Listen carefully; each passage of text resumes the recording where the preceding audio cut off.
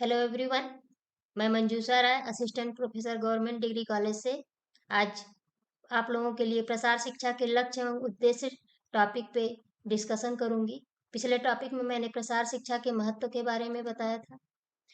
ये सब छोटे छोटे टॉपिक जो होते हैं आपके किसी भी होम साइंस से संबंधित प्रतियोगी परीक्षाओं में आते हैं, जो बहुत हल्के होते हैं लेकिन थोड़ा सा ध्यान देने पे वो हिट किए जा सकते हैं।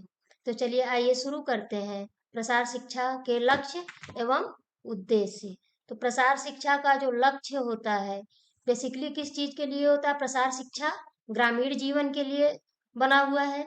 तो ग्रामीण जन जीवन का जो स्तर है उसको कैसे ऊंचा उठाया जाए, कैसे उठाया जाए ऊंचा? जो उनके पास प्राकृतिक संसाधन है, जैसे भूमि हो गई, जल हो गया, पशु हो गया, या जितने भी प्राकृतिक संसाधन है, उन सब के माध्यम से हम कैसे उनके जीवन स्तर को ऊपर उठाएंगे। इसके साथ ही साथ प्रसार शिक्षा के माध्यम से हम ऐसा मैसेज कन्वे करें जिसके अंतर्गत उनके भीतर एक ऐसा वातावरण तैयार हो जहाँ पे परस्पर खुलापन हो, लोगों का बौद्धिक स्तर निरंतर ऊंचा उठता रहे, साथ ही साथ आत्म उत्थान, आत्म चिंतन करें वो, और जिससे उनका आत्मज्ञान बढ़े और उनका आत्मिक रूप से भी उत्थान हो। उनको हमें क्या बनाना है?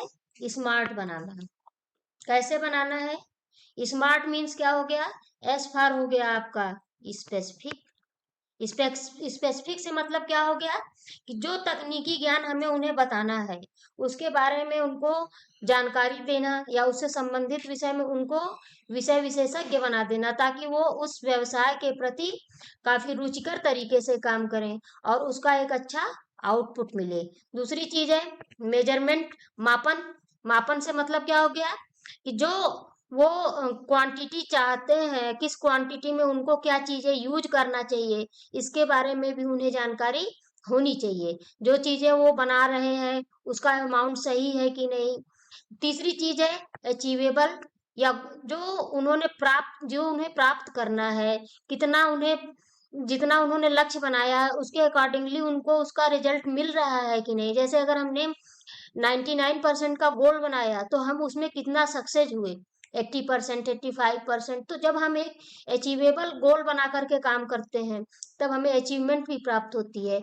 और रियलिस्टिक होना चाहिए। गांव के लोग जो है काफी काल्पनिक जीवन में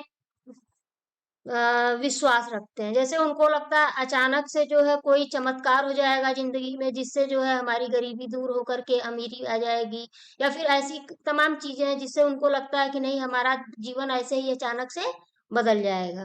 तो रियलिस्टिक होना चाहिए। हमें पता चलना चाहिए कि हमने जो काम किया है इसी काम के बदौलत ही हमारा जो है उत्थान होगा या हमारा विकास होगा। और लास्टली जो पॉइंट होता है, टाइम अप होना चाहिए। इन सब को पूरा करने के लिए हमें क्या होना चाहिए? टाइम अप होना चाहिए समय से। जो विकसित लोग हैं या जो विकासशील हैं, जो या जो कम विकसित हैं, उन सब के लिए यही 24 आवर होता है। और इस 24 आवर का हमें कैसे सदुपयोग करना है? जब हम टाइम अप होंगे। तो इसलिए स्मार्ट बनने के लिए हमें स्पेसिफिक, मेजरेबल, अचीवेबल और रियलिस्टिक, साथ ही साथ टाइमली, ये सब चीजें जब इन्वॉल्व हो जाएंगी तो हमारी जिंदगी कैसी हो जाएगी? स्मार्ट हो जाएगी। तो अगर हम ग्रामीण जनता के लिए ऐसा लक्ष्य बनाए कि उनको स्मार्ट बना दे। स्मार्ट मीन्स क्या हो गया? यही specific, measurable, achievable, realistic and timely. तो इससे क्या होगा? उनकी जो जीवन यापन या जीवन स्तर है वो ऑटोमेटिकली ऊपर उठ जाएगा, या कह सकते हैं कि आगे चलेगा। तो इस लक्ष्य को हम पूरा कैसे करेंगे? इसके लिए कुछ उद्देश्य बनाए गए हैं। तो सबसे पहले क्या है कि हम लोगों की समस्याओं का और उनकी उनको पता लगाएं, और उनका विश्लेषण कर उनकी जरूरतों की पहचान करने में हम उन्हें सहायता प्रदान। उनकी समस्याएं क्या है पहले हम पता लगाएं, या जो एक्सटेंशन वर्कर है उनकी समस्या का पता लगाएं, उसका विश्लेषण करें, और उनकी क्या जरूरतें हैं प्राथमिक रूप से उनको पहचान करने में सहायता प्रदान करवाए। तो जो प्रॉब्लम होती है रूरल इकोनॉमी की या ग्रामीण लोगों की, जो बेसिक समस्या होती है वो किन किन तथ्यों से जुड़ी होती है? तो सबसे पहली समस्या तो होती है एग्रीकल्चर रिलेटेड प्रॉब्लम, कृषि संबंधी समस्या। उनका खेत कैसे है, उनकी उत्पादकता कैसी है, उसमें कौन कौन सी चीजें हैं उनके बारे में उनको जानकारी है कि नहीं, उन्नत बीज है कि नहीं। दूसरा पॉइंट है इंफ्रास्ट्रक्चर रिलेटेड प्रॉब्लम। इंफ्रास्ट्रक्चर से रिलेटेड से क्या मतलब हो गया कि उनके पास जो है सड़कें हैं कि नहीं, जो खेती या किसानी या जो भी व्यवसाय वो करते हैं उनसे संबंधित उनके पास सारे तकनीक है अवेलेबल है कि नहीं है, उनके पास अस्पताल की फैसिलिटी है कि नहीं, बैंक की सुविधा है कि नहीं, और स्कूल वगैरह है कि नहीं। फिर इकोनॉमिक प्रॉब्लम, उनके पास जो इकोनॉमिकल कंडीशन कैसी है, वो खेती या अपना व्यवसाय करने में सक्षम है कि नहीं, इसके बारे में जानकारी इकट्ठा करना। उनके सोशल एंड कल्चरल प्रॉब्लम्स क्या है, सामाजिक और धार्मिक समस्याएं, जैसे महिलाओं को लोग घर से बाहर नहीं निकलने देते हैं और उनके तरीके से काफी रिचुअल जुड़ी हुई है। तो ऐसी कोई समस्या तो नहीं है कि रूढ़ियां नहीं जकड़ी हुई है कि जो हम उनके विकास में बाधा डाल रही हैं। लीडरशिप रिलेटेड प्रॉब्लम, नेतृत्व का अभाव होता है, लोग अपना अपना भाव रखते हैं, लोग एक जो हम की फीलिंग ना रख करके सिर्फ मैं की भावना से जुड़े होते हैं, जिससे क्या होता है नेतृत्व का विकास पर्याप्त तरीके से नहीं हो पाता है। अगला पॉइंट है एडमिनिस्ट्रेटिव प्रॉब्लम या प्रशासनिक समस्या। प्रशासनिक समस्या से मतलब क्या है कि गांव के लोग अपने जो उनके पास संसाधन मौजूद हैं उनको लेकर के वो कितने अवेयर हैं और उनका उपयोग वो कैसे करते हैं, साथ ही साथ जो प्रशासन है वो भी उनके लिए कैसे ही जानकारियां दे रहा है या कैसे उन्हें रख रहा है। अगली प्रॉब्लम है कि problem people related problem. People related मतलब जो गांव की जनसंख्या है या गांव के लोग हैं उनकी क्या अपनी व्यक्तिगत समस्याएं हैं, उनको भी हम दरकिनार नहीं कर सकते। इन सारी चीजों को लेकर के तब हम प्रसार शिक्षा का जो लक्ष्य है उसके निमित्त उद्देश्य बनाएंगे। अगला पॉइंट है कि अपनी समस्याओं के समाधान के लिए उनको पहले सामूहिक रूप से हल निकालने वाली ग्रामीण मनोवृत्ति में परिवर्तन लाना होगा। जो मैं की भावना है, जो मैं की भावना है इसको किसमें बदलना है, हम में। हम की भावना कब आती है, जब आप कॉलोनियल इफेक्ट करते हो या एक सामूहिक रूप से उसका समाधान निकालने की प्रवृत्ति बनाते हो, क्योंकि गांव के लोगों में क्या होता है जनरली एक जेलस फीलिंग होती है, ईर्ष्या की भावना होती है। अगर हमें किसी तकनीक के बारे में पता चला है तो हम दूसरे को उसके बारे में अवगत नहीं कराएंगे, लेकिन ये गलत प्रवृत्ति है। हमें अगर तकनीक पता चली तो हम दूसरे को, दूसरे से तीसरे, तीसरे से ऐसे कर करके सब संपूर्ण जनता को या जो जितनी भी ग्रामीण कम्युनिटी है, डेस्टिनेशन कम्युनिटी है, सबको जानकारी होगी, क्योंकि विकास किसी एक व्यक्ति विशेष से नहीं होता है, संपूर्ण लोगों से ही विकास जुड़ा हुआ है। जब तक हम संपूर्ण लोगों को विकसित नहीं कर देंगे तब तक हम विकसित राष्ट्र की कल्पना नहीं कर सकते हैं। अगला उद्देश्य है कि ग्रामीण लोगों के आर्थिक और व्यवहारिक तकनीकों से संबंधित जानकारी और उनके उपयोग हेतु सक्षम बनाना। जो भी उनके व्यवसाय हैं उनके उनके बारे में उनको व्यवहारिक तकनीक पता है कि नहीं, उसके बारे में उनको संबंधित जानकारी उनके अवगत है कि नहीं, इन सब के बारे में उन्हें सक्षम बनाना। कैसे सक्षम बनाना, कम्युनिकेशन के माध्यम से। उनकी नेटवर्किंग कैसी है, जो गांव के लोग हैं उनको किन किन माध्यमों से हम इन जानकारियों से अवगत करा सकते हैं, कम्युनिकेशन से।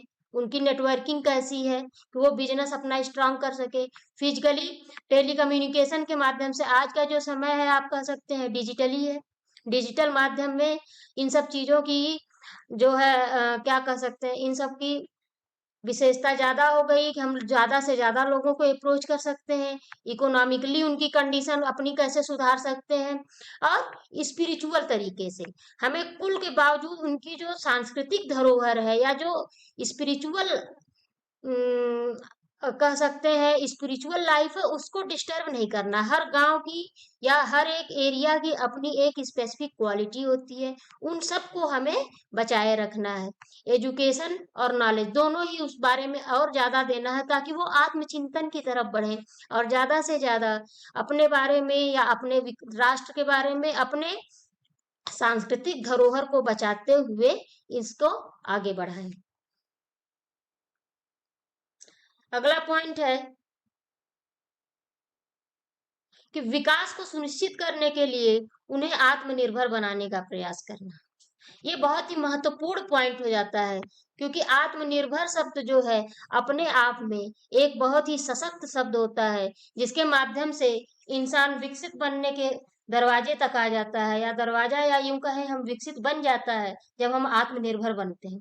तो आत्मनिर्भर बनने के लिए सबसे जरूरी है कि हम बैसाखी हटा के, गांव में लोगों की प्रवृत्ति क्या होती है जनरली, एक कमाने वाला होता है और बाकी सब उसके ऊपर डिपेंडेंट होते हैं, जो काफी प्रभावित करता है इकोनॉमिकली भी और हर तरीके से।